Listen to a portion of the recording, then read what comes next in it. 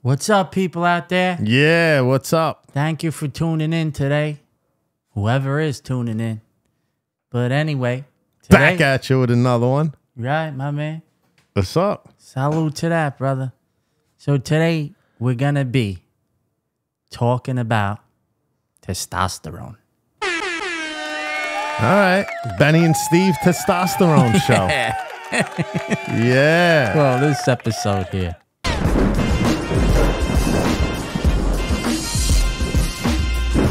All right. So today, we're immersing ourselves in a crucial topic for every man. The world of testosterone. Absolutely, Benny. Yeah, man. Get ready for an enlightening journey through the realms of masculinity. Uh-huh. And here we go. Testosterone 101. A hormonal symphony. Testosterone is our biological orchestra conductor, guiding everything from muscle development to mood regulation. Huh? And let's not forget its impact on bone density and overall energy levels. It's a powerhouse hormone, man. Powerhouse. Oh, yeah. Now, detecting low testosterones. The signs and symptoms. Low testosterone isn't just a numerical game. It's not? No, brother. It shows up in our daily lives through fatigue, reduced libido, and even cognitive fog. Cognitive fog, yeah. I brain get some farts. brain fog sometimes. Brain farts. Yeah, brain fog, brain farts, Yeah, whatever you want to call it. Same difference, right? And knowing these signs is basically the first step to reclaiming your manhood. Yeah. Well, we're going to explore the broader impact of low testosterone on mental health, relationships, and overall well-being. Testosterone's role in the body is more involved than simply getting you aroused. It's not just about getting you hard and horny. No, I thought that's what it all was about. The hormone also plays a role in your state of mind, including how well your brain functions and works. Wow, look at that, huh? That's why low testosterone has been linked with symptoms such as mood swings, increased stress, and depression. Nobody wants that. Yeah, who's not stressed nowadays? Yeah, Right? the financial shape of this economy is out of control. Yeah, bro.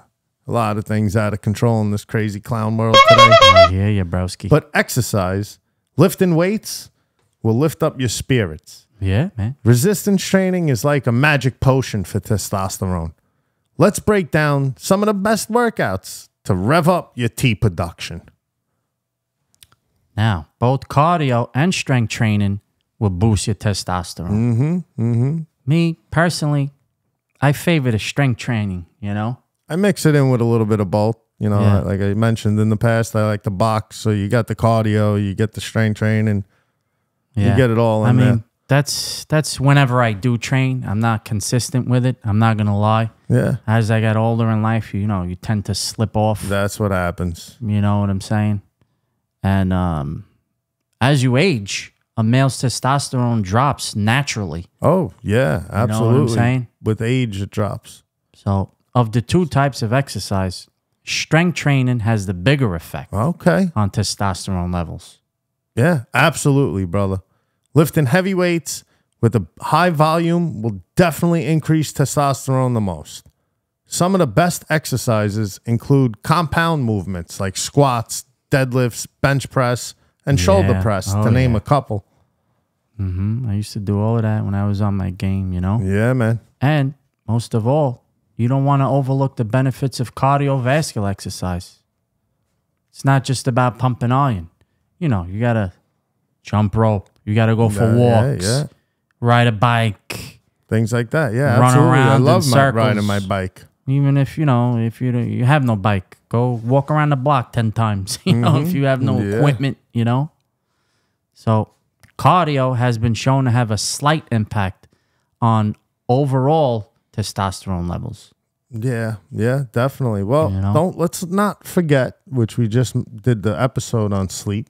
Yeah, Let's not forget the sleep factor. You definitely need your sleep, brother. And unleashing T while you snooze. Quality sleep is the cornerstone of hormonal health. We'll discuss some sleep hygiene and habits that promote deep, restorative sleep.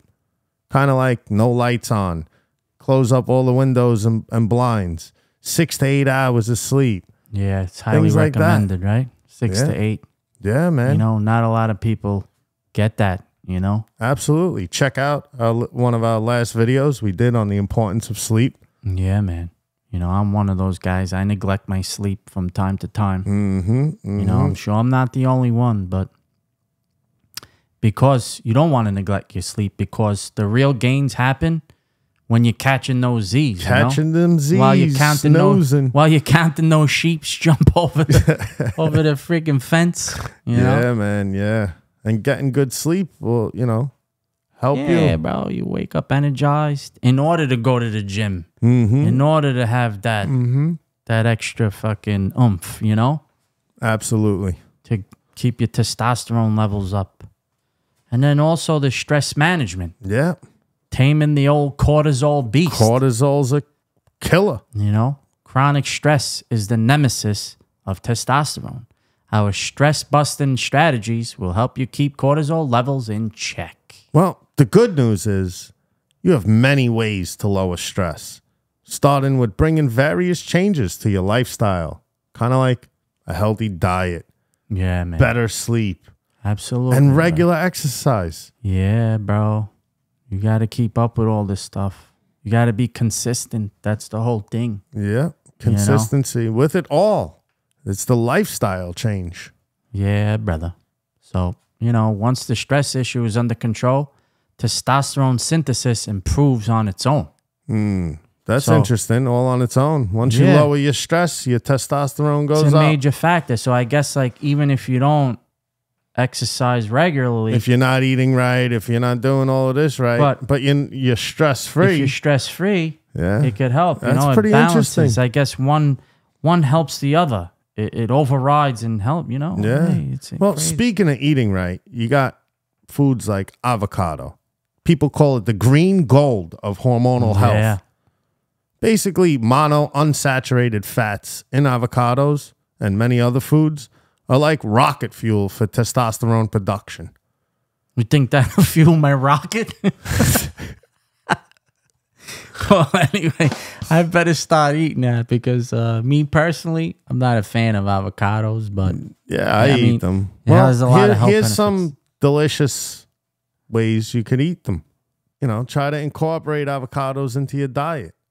Guacamole, eggs and avocado, even cubed in a salad, to name a few ways. Yeah. People have even said eggs and avocado are like the peanut butter and jelly. They go together perfectly. Yeah, huh? Me personally, I'm not a fan, but to each his own, you know?